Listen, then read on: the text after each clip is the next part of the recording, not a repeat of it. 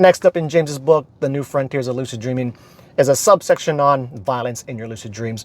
And James and I share the same point of view on this here, where some people will say that like killing dream characters in your lucid dreams is always bad 100% of the time. But to me, you know, the context of what's happening in the dream really matters, right? Like, is it in more of a game type setting, or say like, are the lucid dream characters kind of in on it with you and, you know, participating in a way? Or are you like, you know, going down the street, finding any random dream character to brutally murder them for fun? Because, yeah, you know, that's probably not good. But also, like, what was happening in the lucid dream that caused the violence to happen? Or like, the most violent lucid dream I've ever had was this dream where this dream character took my son from me, and I really lost my shit.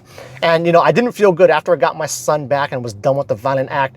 I felt pretty gross about it. I didn't really like it, but I also didn't feel like morally wrong about it.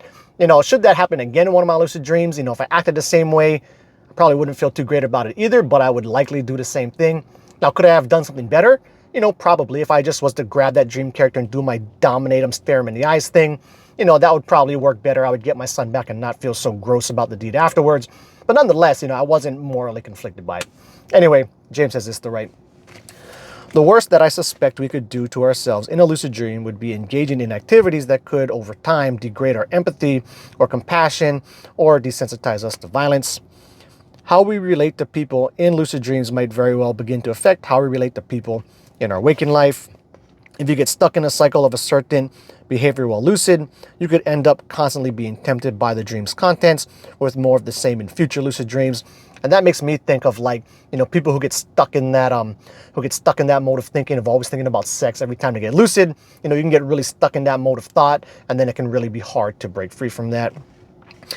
Most of the internal struggle around sex and violence as it relates to lucid dreams seems to arise when people engage in behavior that they find to be immoral.